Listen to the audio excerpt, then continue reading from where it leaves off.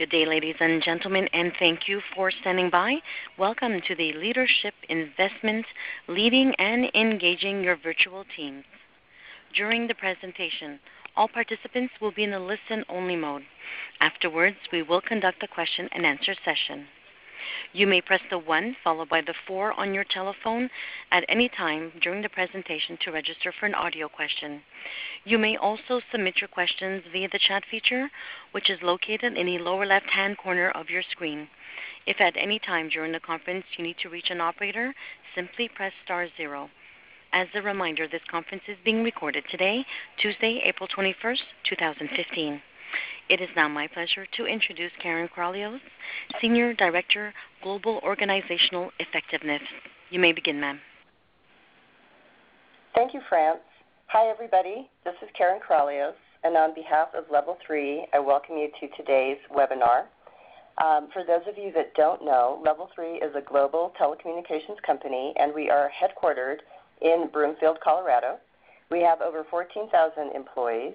And we just recently were listed as the number 4 best telecom company to work for on the Forbes Top 500 Companies. We have been a long-term supporter of the Leadership Investment. We are a platinum sponsor, and as such, we have been hosting Savvy Salons and doing what we can to support this wonderful organization. We will be hosting a Savvy Salon again at our headquarters in Broomfield on June 25th. The topic is gender and generational differences, and the speaker is Caroline Turner. We hope to see you all here on our beautiful campus.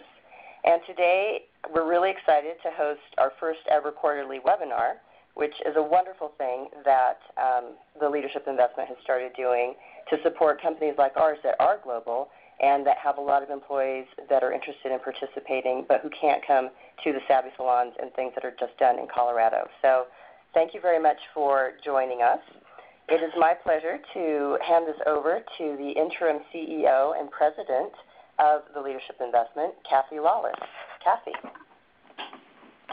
Thank you, Karen, and thank you for your support at Level 3 for being a platinum sponsor and a member of the organization for so many years. It's been wonderful partnering with you, and especially today having you bring us the ability to touch so many people locally, nationally, and globally through the technology that you're offering today.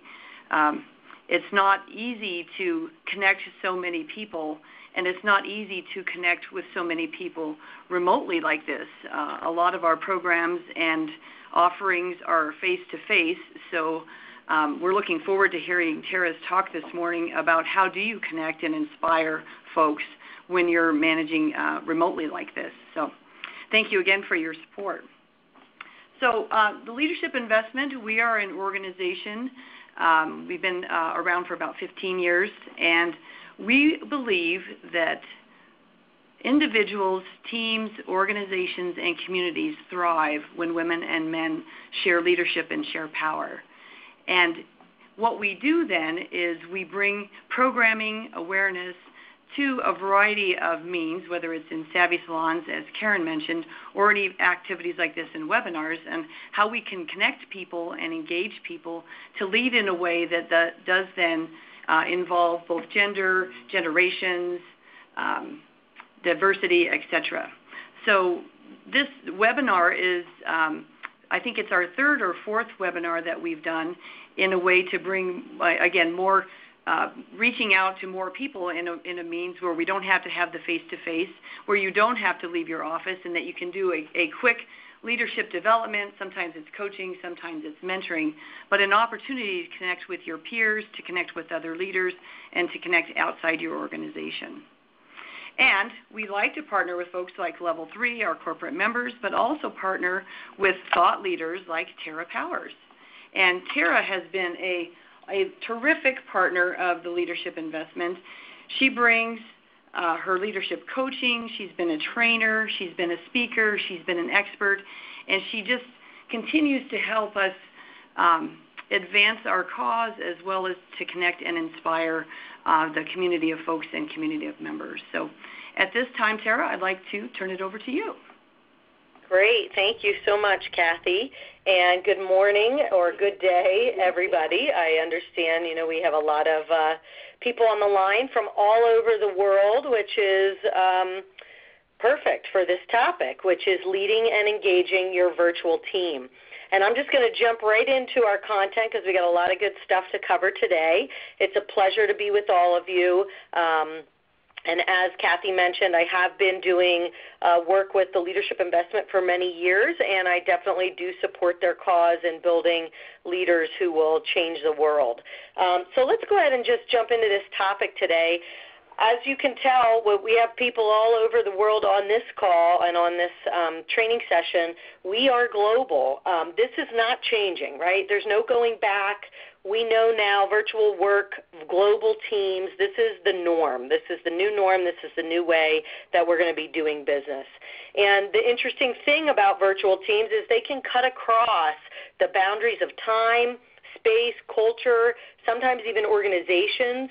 What you'll find is many virtual teams might not even share a common language, a common time zone, a common manager, or even a common culture, which obviously makes it very complex to manage. And although virtual teams definitely have challenges, they can actually be enormously satisfying and beneficial if done well, and there are many steps that you could take as a leader to help your team be successful, which we're going to talk about today. So I first want to share just some statistics with you about virtual teams. Maybe you know these, and probably many of you will agree with these statistics. These are from two studies. One is a study done by an organization called Nemertes, Nemertes, and then the second is statistics from a 2012 virtual teams survey report that was done by an organization called Culture Wizard, and they interviewed 3,300 businesses from over 103 countries. So you can look at your screen here. What is happening is that virtual teams and virtual workers are increasing at an exponential rate. So just in the past 5 years, over 800% increase we've seen. 60 to 70% of all employees work in different locations than their supervisors. 41% of virtual team members actually never meet each other, which is pretty amazing. So they never meet face-to-face. And 33% said that at least half of their team lived outside the home country, which is where the business is located. So pretty interesting statistics. Let's look at some of the challenges that they also found when they did these studies. So some of the common challenges that virtual teams face: number one, not enough time to build relationships. So obviously, we're having these meetings. We have a goal on these meetings to get a decision made or solve a problem or come up with a solution, but we don't necessarily spend enough time building that trust and building that relationship, which has its own nuances because you're virtual, and we'll talk about that. Another challenge is speed of decision making. So with a virtual team, many times decision-making can be slowed down. You have a lot of people, you have to organize, you have to get everybody together, and trying to get a decision made can take a lot of time. Another issue that comes up is lack of participation, and there's a lot of reasons for that. There could be cultural differences, language barriers that all cause a lack of participation. And unfortunately, sometimes this becomes the norm on a virtual team because the leader isn't savvy enough or trained enough to really understand, how do I deal with these nuances, these language nuances, these cultural nuances, to engage all of my team members. And then a couple other challenges is different leadership styles. Obviously, with a global virtual team, different styles work with different people, and so that's also very important to recognize and be aware of. And then lastly, the method of decision making. So how are decisions being made on teams? Is there an agreed upon process? Is there a structure that the team has put in place to make decisions? And so all of those are some of the top challenges that teams face who are working virtually. So I want to do a quick poll to find out a little bit more about all of you that are on the call. And we have almost 600 people on this call, which is just fantastic. I'm so grateful to be a part of it. But I want you to tell me a little bit about your virtual team. You'll see this on your screen.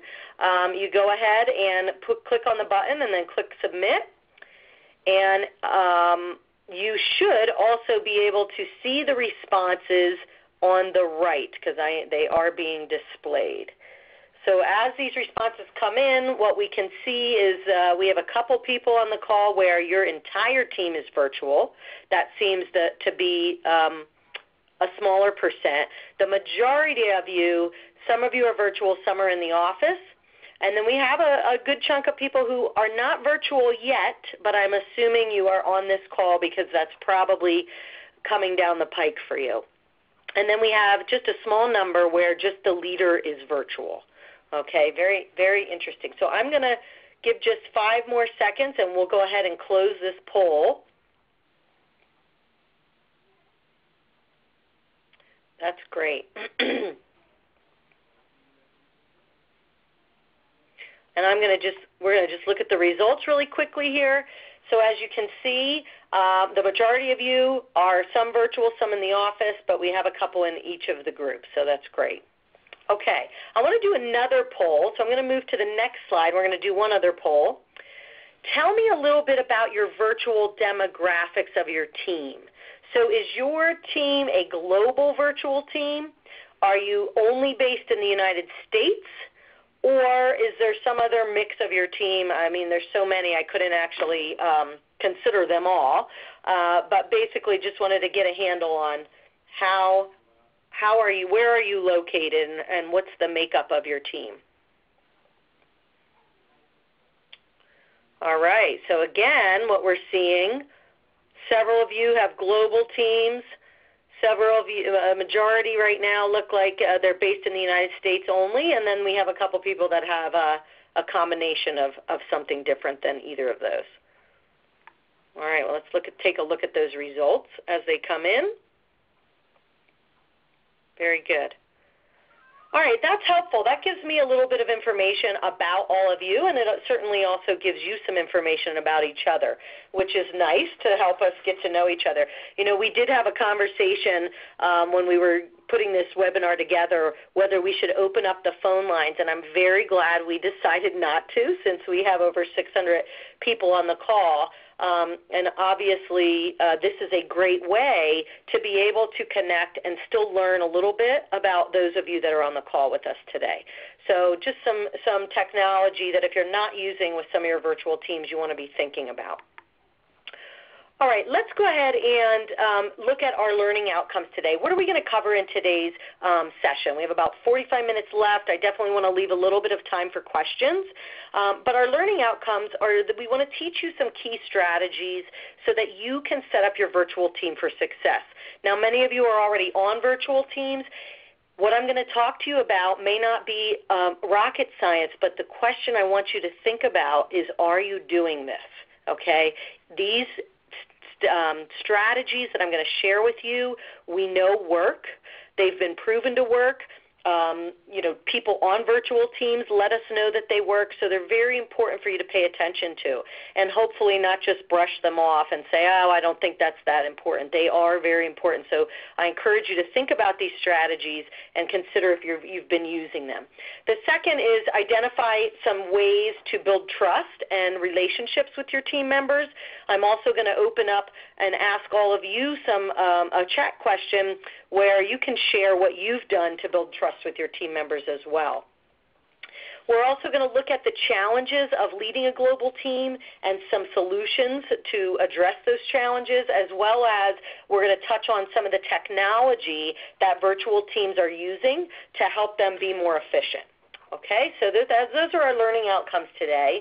And what I want to jump into is our first slide, which are the benefits, because there are tremendous both personal and professional benefits in leading a virtual or global team.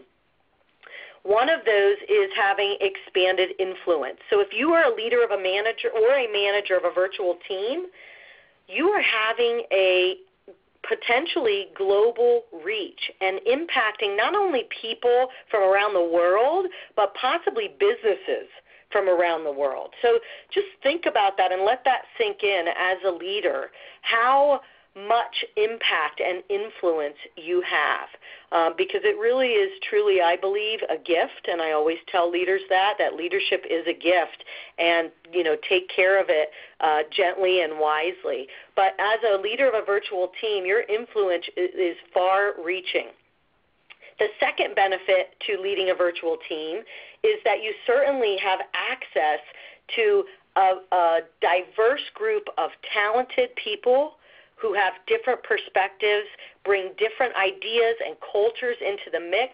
And for those of you who are working on a virtual team right now, you know how much satisfaction that can bring and how much growth it can bring to a team and to individuals if they're open to it. So as a leader, just having that type of access can be very, very personally powerful, I believe. The third is recruitment and retention. As we become more global, as more people want to work virtually, they see that as an actual benefit. They prefer to work from home. They get more done. It gives them flexibility they didn't have before.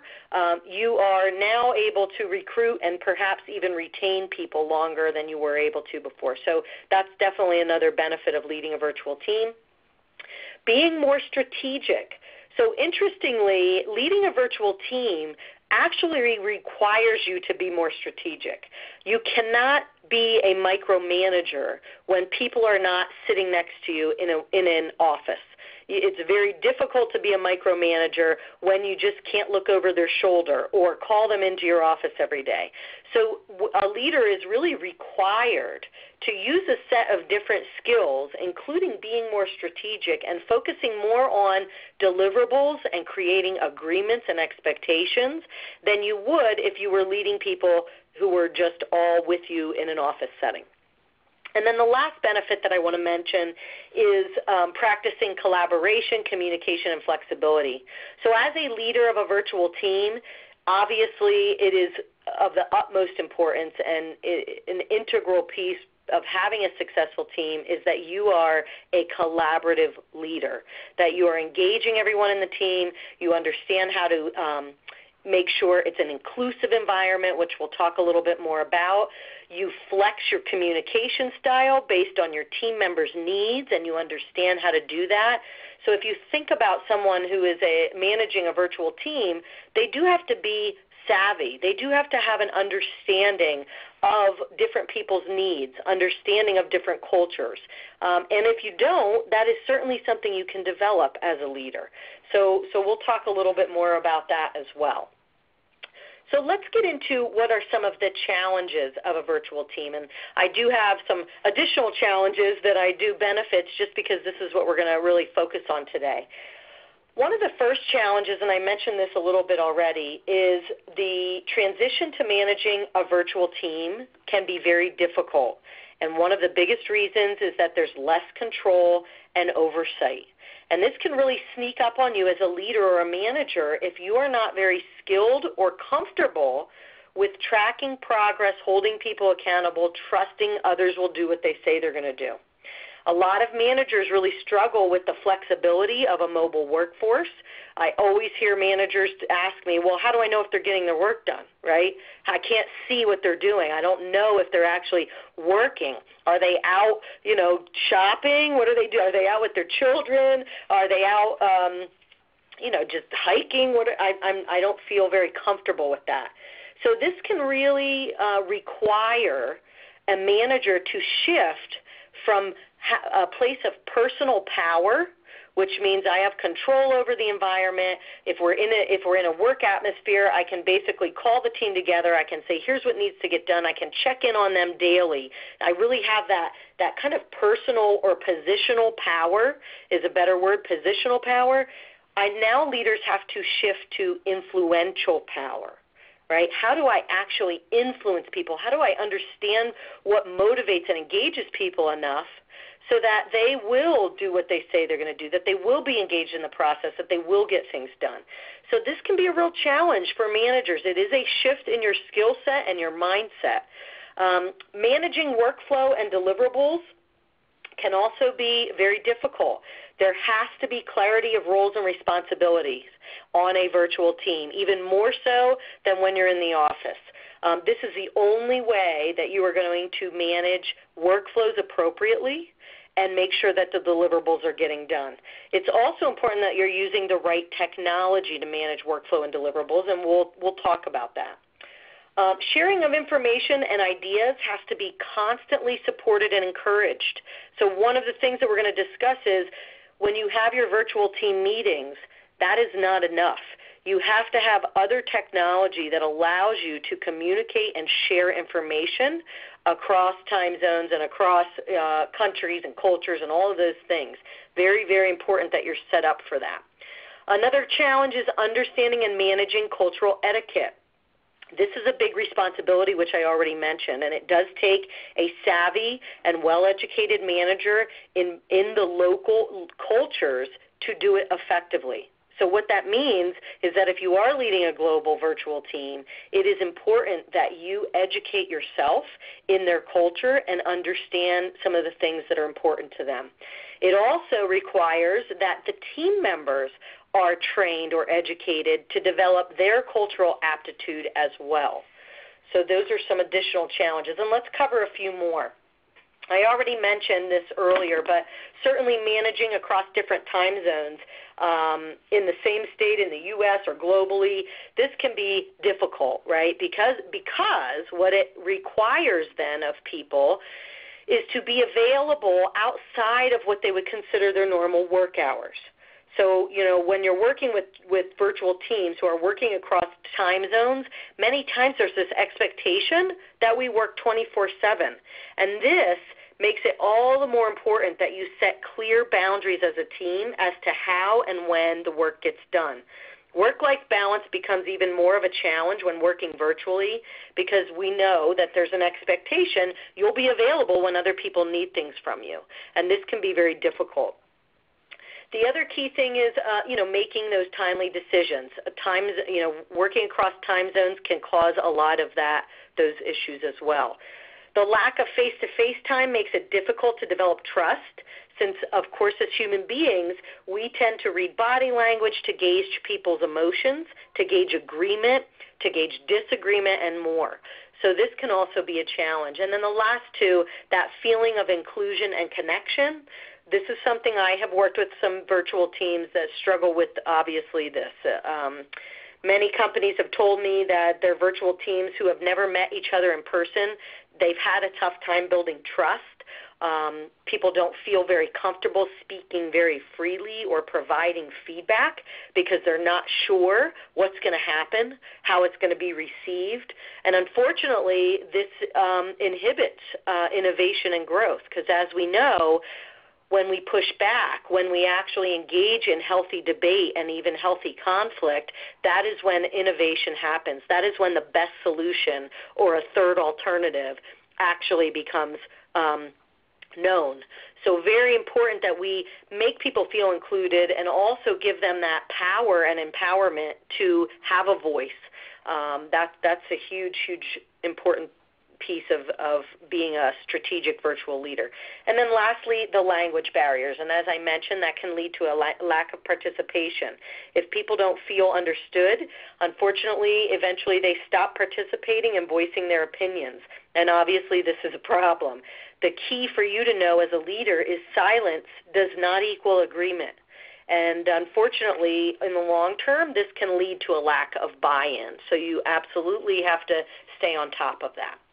All right, so now that we've covered the challenges, let's get into what do we do about this? How do we address these challenges? How do we set up our team, our virtual team, for success? And what I've put together here is what I call the 5 C's of virtual team success. So this is the best way I remember it. It's an easy way to kind of look at virtual team success in a holistic way, but we're going to talk about creating clarity, We're going to talk about the importance of communication and setting up communication protocols, cultural appreciation, establishing that connection and inclusion that I just mentioned, and comprehension, which has to do with the knowledge, skills, and abilities to be on a virtual team. So knowing how to use technology appropriately and comprehending technology, because this can become a huge barrier to an effective team if you have people who cannot make their way around technology. This has become a big issue for many people I work with. Okay. All right, so let's look at clarity, the first C. Clarity is about developing agreements. You can call it an agreement. You can call it a team charter. I've done both. But it basically, a team gets together and they decide what are our guidelines when working together. What do we agree to? And many teams forego this step, and I think this is a big problem, and it's why it's the number one thing we're talking about, because a team charter sets up the expectation for how you're going to operate. And this is very, very, very important when you're working virtually. So as you can see on the screen, some of the things that a team charter might identify or define is your mission, what the team's trying to solve, objectives, values, roles and responsibilities of each team member. Very important. How do things get passed off? When I'm done, who's the next person that needs that? Who's the next person that needs to review it and give it the okay? So being very clear, not just about the roles and responsibilities, but also the handoffs. Expectations for team meetings. So, for example, we expect everyone to be on time, that you are not multitasking, because let me tell you, when you are, people know it's happening. So it is very obvious when people are multitasking on a virtual team meeting, people know it's happening. And that causes all kinds of bad feelings that over time can really affect trust. It can really affect your effectiveness as a team. So expectations be on time, no multitasking, come prepared, and participate. Those might be some examples that you set, and have a discussion about what does that look like. Not only do I set the expectations as a leader, but then we discuss what does that mean to each of us? What does that mean to participate? It's not enough just to set the expectation, because just setting it doesn't mean you have buy-in. The next step is actually having a conversation about what that looks like. Also agreeing to how will decisions be made. What happens if we can't come to a decision? Who will be the person that makes the decision? Is it the leader and perhaps maybe the team lead that will make a decision if the team is struggling? So really identifying this is how decisions will be made. It will be collaborative until, unless it's a high-risk situation or a very fast deadline. If it's a 24-hour turnaround time, I'm going to run the idea by you, get your feedback, but then I may have to make the final decision. So there are different ways to make decisions, and it's important for you as a leader to understand when are you going to be collaborating and making a decision as a team, and when are those more risky situations or perhaps deadline-driven situations where you as a manager may need to make that decision, and being clear on what those look like. How conflict will be addressed. How will we manage conflict on this team? How will we talk things through? And then this one's important, establishing blackout periods for your meetings. So I know that many of you are global on this call. It is still so important that people feel like they have some balance in their life, or they're going to burn out, and you are going to have this revolving door on your virtual team, and that is its own struggle to onboard new team members constantly. So establishing meeting blackout periods that you all agree to, that respects and honors people's time and giving them the time to have downtime. And then lastly, evaluating team performance. How are you as a leader going to evaluate team performance? Do you want them to be providing you with progress updates weekly so that you can evaluate where you are and then put together perhaps a performance snapshot for your team every month? So just be clear on how are we actually agreeing to do our work together. What am I agreeing to do as your leader, and what are you agreeing to do as a team member? So I want to just ask a chat question really quick, and I won't be able to, definitely read everybody's answers. But my question for you, and you just type this in the chat and make sure that you broadcast it to all. How many of you are currently using a team charter? If you are, just type yes in the chat box. I would appreciate just kind of understanding how many people are currently using a team charter.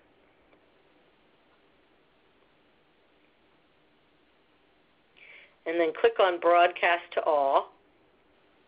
Oh, I see we actually set this up as a poll. This might be easier. There. This might be a lot easier. Does your virtual team use a team charter, yes or no? Thank you. Sorry about that. Forgot that was there.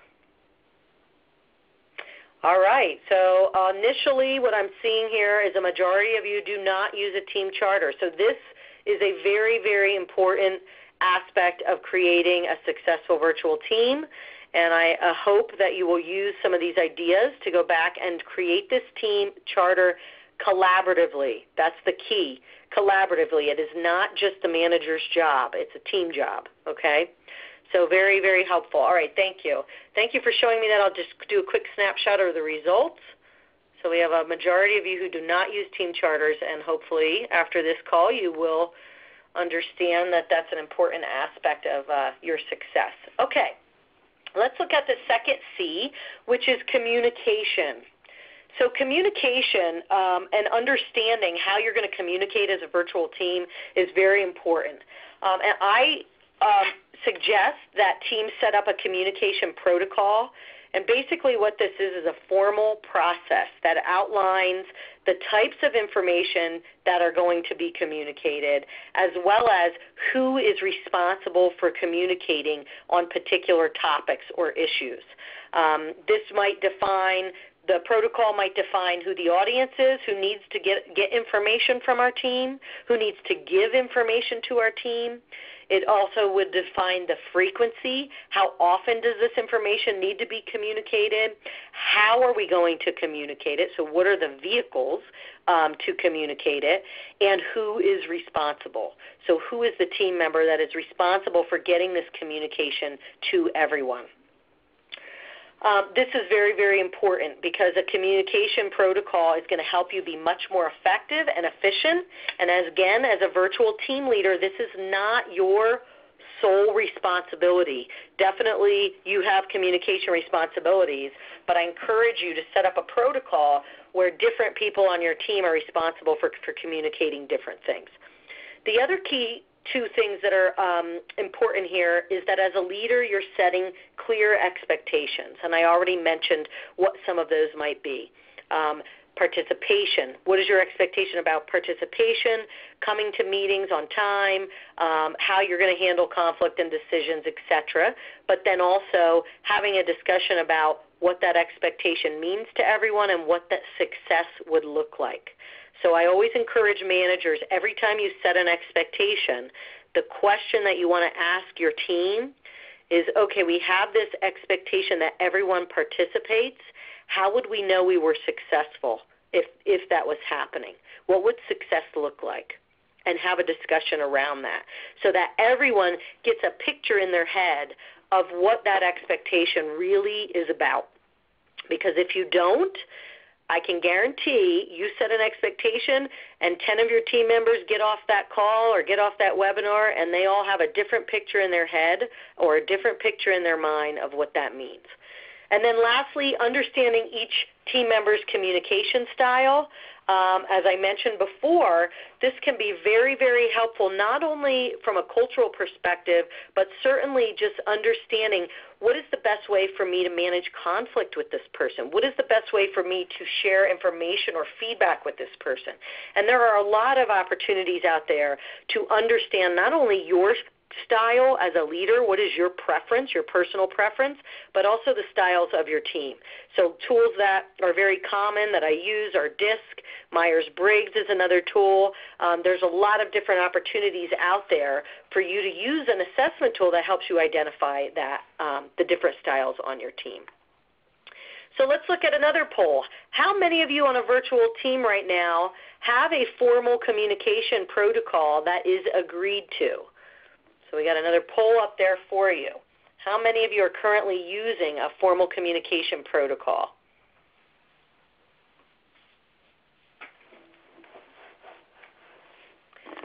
All right, and I'm going to show you the results as they're coming in here.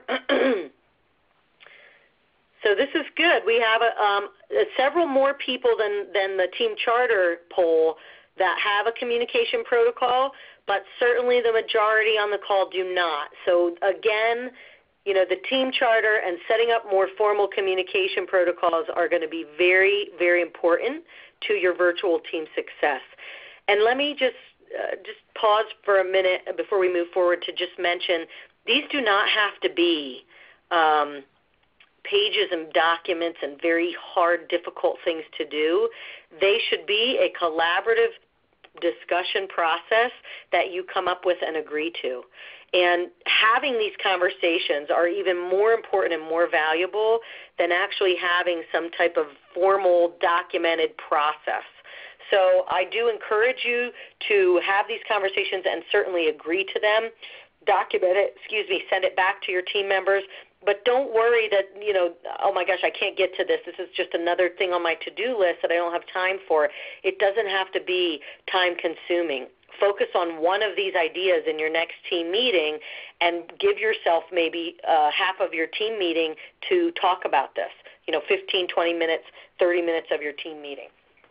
Okay, let's move on to the next C, which is a big one, which is cultural appreciation.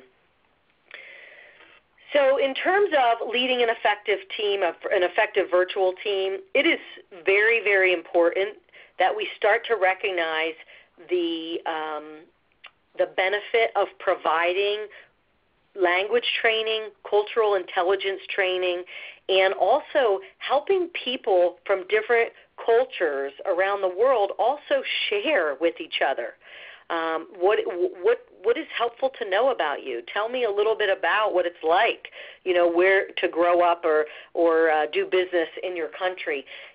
Teams sometimes just get right down to business, and I find that is that's a problem because it doesn't, again, allow for that appreciation that we have to appreciate people's input and feedback and what they bring to the table. So the first thing is offering training. Another idea is actually having your team members create and share team profiles. And you can do this on a variety of tools. You can do this on a shared website. You might do this on a web meeting tool. But basically allow each team member to share their personal interests, maybe a hobby, a picture of their family, their dog, photos, is there sports that they love that you could share. But, culturally acceptable information, allowing the team just to share a little bit about who they are personally, especially if you're never meeting face-to-face. Always seek out and look for input into different styles and what's important to them. As a leader, cultural appreciation, a lot of it is about spending more time listening. And if that's not a strong suit for you, that may be a practice that you want to start focusing on, because that can help very much build that appreciation, and it also shows appreciation for different cultures and especially for some of the language barriers that can get in the way. I also want to talk about approaching conflict. I find that some managers or leaders are a little weary or shy of dealing with conflict, especially when they have a global team. And I find that this can really set a team in the wrong direction and put you off course. So I recommend, regardless of where your team's located, again, you go back to those agreements. How are we going to manage conflict that we've all agreed to? And as a leader, you deal with the conflict quickly and productively, and you take into account cultural differences. So it may be okay to deal with the conflict on a virtual team meeting call, but it may not be the best bet to do that depending on someone's culture. Maybe that's something you do offline, one-on-one. And this is where you as a leader have to understand cultural differences, understand the best way to approach different people. Okay? I am going to ask later on the call, and if anyone wants to just kind of put some ideas in chat, you're happy to do that now, but I would love to understand or hear some thoughts on how you have embraced culture with your virtual teams, especially if they are global. So would love to have you share some ideas. One of the other reasons that's going to be very helpful is everything that we're doing today on this call can be recorded and documented and shared. So if you have some ideas you'd like to share, everyone on the call will get them when we send out this link. All right, let's look at our next C, which is connection. So as I mentioned, developing that feeling of inclusion is a real struggle and a challenge for virtual teams. And I know what I'm about to say isn't always possible, but if at all you can bring your team together at a minimum of once or twice a year face-to-face, you cannot underestimate the power of face-to-face time. And I know that it is not possible, so I understand that because of finances and a lot of reasons. However, if there is an opportunity and the company is deciding where to spend money, I would recommend bringing your team together. It is a powerful opportunity to develop connections that can change and transform how your team operates. Certainly organizing face-to-face meetings whenever possible via technology. So you can use technology such as Skype. There may be a lot of other technology you can use. Adobe Connect allows you to show people on the screen when they're talking. I find that is much more impactful than just doing a webinar without being able to see people. The other key thing for connection, it really does boil down to you as a leader. You set the stage for how connected people feel, the environment of inclusion that's created on the team. It does start with you. And so being a great coach, checking in, setting expectations, following up, providing recognition, using awards or accomplishments when your team is actually making progress or they're really participating as you agreed to, making sure that you're pointing that out, making sure that you're identifying when a team meeting went really well, when everyone was engaged and the outcomes that came from that. It is important that you are a great coach to really establish that connection. And then the last piece is understanding the stages of team development, which we're going to talk about here in a minute. But a good leader, to establish that connection and recognize where a team is in their development stage, will know, how do I address the team right now? And teams go through development stages. This is proven. It's researched. You can find a lot of good information about it. I'll talk about it in a minute. But if you understand where your team is, you can address them and help them connect more effectively. So I want to just go over a few connection activities that I have seen use and work well. Here's a couple ideas. Create virtual lunches. So this is usually an optional activity where you allow team members to get to know one another. So an idea might be to provide 15 minutes start time early on meetings. So for people who want to just connect, they can get on 15 minutes early. You might offer optional personal check-in calls every week or every month where the team can just get in. You're not going to talk about business. They're just checking in personally. What's going on for you? What are you, engaged in right now outside of work? What hobbies are of interest to you? I also encourage you at the beginning of your virtual meetings to use polls. And there's two things that I like to know about. Number one, where's everybody's energy level today? So I do a poll on that. Is it high or is it low?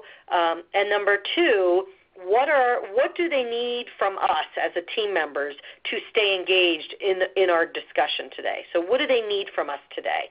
Do they need to be able to present some information? Do they need us to check in with them? How are we going to keep everybody engaged? And I like doing those polls because it initially just sets up the team for success. It makes that initial connection that I really actually just want to know where you're at today. Some inclusion activities. Might be simple social questions, so not always starting your meeting getting right down to business, but just asking more social questions about how people are doing. I've seen a very fun little activity where people take a picture. So depending on where you're located, take a picture of what's outside your window right now, or take a picture of the shoes that you're wearing, or take a picture of an item on your desk, just something that allows us a little snapshot into someone else's environment can establish a little bit of a connection. Share an accomplishment you had this week outside of work. You know, what was something that made you smile this week? I mean, some of these are obviously simple, but we're not doing them enough. The last one is 2 truths and a lie. This is an activity I do with teams a lot. It's just a way to get to know people. So tell us 3 things about you, 1 that's truthful and 2 that are not. And that can always be very interesting because you learn things about people you would have never known. So those are some connection activities that I have seen used work very well and I have used as well. The last C in our 5 C's for virtual team success is comprehension. And this is what I was talking about when I said it is important to hire people or train people to become familiar with technology that you're going to be using. So that includes web conferencing, webcams, cloud computing, voice over IP, online collaboration tools. You can offer training on these tools. Certainly there's a lot of different tools that are important to be using, and I'm going to share a few of them with you right now that I know virtual teams have had success using. So let's look at some of the top collaboration tools, and then I'm going to do a poll to see which ones you use. So some of the key tools that I see virtual teams using are Basecamp or Asana. These are basically dedicated project management applications. So they keep your inbox free of clutter, right, from your virtual team. It allows you to host discussions on a project web page that everybody can see. You can track your team's progress towards goals. You can manage to-do lists. You can farm out to-do lists. It's very easy to see roles and responsibilities. So if you're not using a project management app like that, this is a really good opportunity to take a look at some of those tools.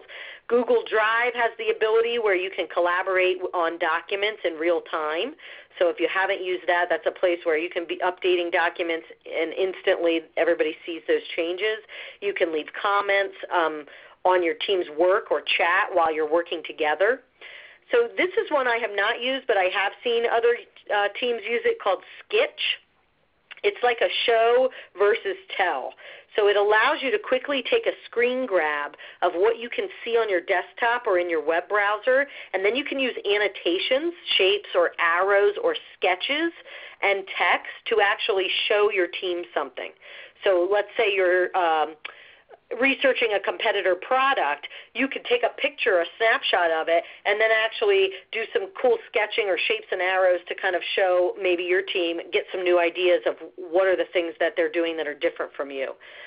Join.me allows you to share your screen with 10 other users. It lets other people control your computer. You can chat and swap files. This is a really great tool to show your work in progress or help any team members out who might be having technical difficulties, because you can actually then jump on their computer and show them where something is located.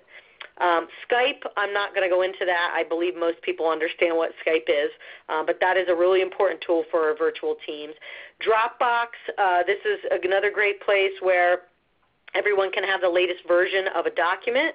It's a great place to where if you have very large documents that you're sharing, Dropbox allows you to keep it all in one place.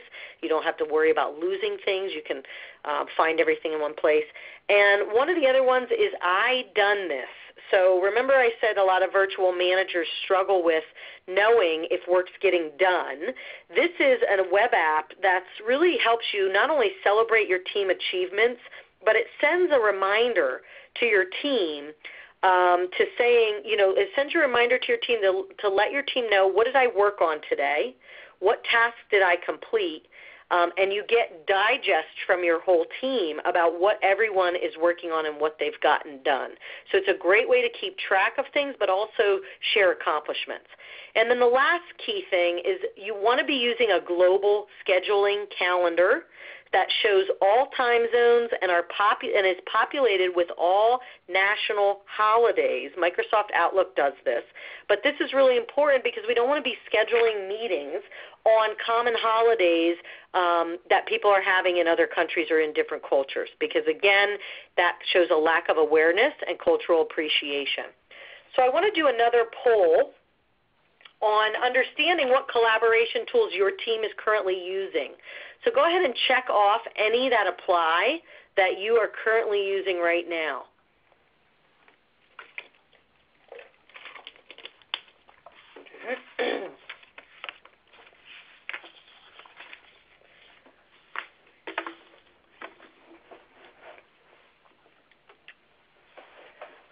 Okay, so I'm going to show you the results as they're coming in here. So obviously we have a lot of you using a scheduling calendar, very important. A majority, not a majority, 31% using Skype, 15% using Google Drive. So based on this snapshot, what this indicates to me is that there's probably a lot of opportunity right now with your virtual team to take a look at some of these virtual tools to help you be more efficient and effective. This is a really key piece at helping streamline your communication, your processes, how work gets done, and making sure that people are connected in a way that is efficient and effective. And so I'd really encourage you to take a look at a couple of these tools and see if they might work for your team. And certainly if you start using them and they're working, I'd love to hear how they're working for you. So that's great. Okay. All right, let's move into the last few things that I want to talk about today, and that is what makes a virtual team leader successful. And I have helped hire virtual team leaders. I've certainly coached some of them myself, and it is really important to make sure that you have the right leader who understands the importance of building an environment of trust and respect and getting team members to participate and collaborate with one another, especially on a virtual team. So some of the key things that I would look for in a virtual team leader, and if you are a team leader, these are certainly some things you can develop yourself. A good communicator, so someone who understands styles. They understand how to articulate their thoughts very clearly, in both verbally and in email. They're emotionally intelligent, so they can read or sense when people have disengaged or disconnected or are frustrated, even though they may not be able to see them. So someone who is very emotionally intelligent not only is aware of their own emotions, but they're very tuned into the emotions of others. A virtual team leader, it's very important that they're flexible, as well as, remember, I said earlier, they are comfortable switching from that place of using positional power to more influential power. So they understand how to have influence or be more influential. They embrace diversity, and they have an understanding of these stages of team development. And I'm going to just talk about those for a few minutes so that you understand some of the stages of team development. So real quickly, the stages of team development was proposed by a man named Bruce Tuckman in 1965, and these stages have been used for years to help us understand what do teams experience every time a new process or team member or change is introduced. And this is really important for you as a leader to figure out where your team is, because it's going to help you identify what is the best skills and behaviors I need to bring to the table right now. So when a team is formed or a new member joins the team, they go through what we call the stage of forming. And this is where people are just starting to get comfortable with each other. This is where bonding needs to take place. The team charter needs to be put in place. Agreement on goals and expectations needs to be discussed. Team members still are acting independently at this stage. They're not really seeing themselves as a team. They haven't really formed that cohesiveness yet. And that's where you're doing a lot of that work to get that cohesiveness happening. This is where you're going to just probably spend a lot more time on those inclusion activities that we talked about. The next stage of team development is what we call the storming stage. And this is the most uncomfortable place for a team. You may be in this stage right now as a team where you get stuck. You feel like there's a lot of different ideas and opinions and feelings, and everybody is competing for consideration. Team members are reacting to you as a leader. They're reacting to other people who are maybe jumping in and being a leader. There's power issues. There's control issues. A lot of conflict probably will surface during this time. And this is a really important time for you as a leader to lead with understanding, patience, listening, communication, going back to your expectations, clarifying roles and responsibilities. So really helping to put in place some processes that are going to help the team move forward. The next stage is norming. And this is, hey, we've agreed, we have a plan, we're moving forward, we feel like our culture is starting to get defined, we're starting to normalize, we're starting to feel a tone and norms of the group starting to emerge. This is where you start to all feel like you're doing things collaboratively or collectively, and strong relationships begin to form. And you're starting to depend on each other more. So rather than working independently, you're working dependently. And then the last stage, and the stage we all want to get to, is the performing stage. And this is where team members are working collaboratively. They care about each other. They're interdependent on one another. They have a unique identity. The team has a unique identity. You're recognizing accomplishments. You're getting things done. And most managers at this stage are able to be more participative as a team member. And what you'll see is team leadership begins to be shared across the board. So it's important. The reason I decided to put this slide in here is because I think it's really important for all of you as team leaders to recognize, where is my team right now, because they may be requiring something different from me. And then let me just end my piece here with talking about what's important to look for to have a virtual team member that can be successful on your team. Some of it is similar to the manager, but we definitely want to have team members who are engaged, who actively participate and don't try to multitask. They share information and knowledge freely, so they're not one of those people that hold ideas and thoughts close to the vest because they want to have a feeling of control. They're collaborative and seek input. They're organized in the way they communicate and in their thoughts. And again, they also embrace diversity. Now, that does not mean if you have a team of people right now who are not doing some of these things, or you feel don't have these skills, that you can't train them, you can't coach them around these skills. It really depends on, again, your intention and how you influence others. Okay, so we got through a lot of stuff today. I appreciate all of you hanging on the call, and I hope that I gave you a lot of good ideas for some actions that you can take back to your team. I really encourage you to at least pick 2 actions from today's call to help you be a better virtual team leader. And I want to also point out that it takes 90 days, in my mind, to actually change habits. So I encourage you to take some of these ideas and really stick with them for at least 90 days to start to see a shift in your team and start to see a shift in your team's culture. And with that, I'd like to turn it back over to Kathy Lawless from the Leadership Investment, who wants to thank all of you for attending. And I also would like to thank all of you for attending. I appreciated your time today. So, Kathy, I'll turn it back over to you. Thank you, Tara. And Tara, the outstanding presentation this morning. Your mix of interaction with us through this technology, through your thought leadership, how powerful. I got to tell you, I've got about 7 things that I'd like to implement in the next 90 days. I've had the opportunity through my career to work on virtual teams and local teams, and I think a mistake I've made in the past is you tend to have a team in front of you, but then you also have 2 or 3 that are virtual, but you don't think you have a virtual team. You think you just have a team with some remote people, and you have opened my eyes to how to really look at anytime you have even 1 person remote, you have a virtual team, and you need to operate differently. So very powerful. So thank you for your work today. For all of you on the phone, I've seen the chats, we've seen the information coming in. It sounds like we are, Tara really hit the mark in terms of how we can connect better.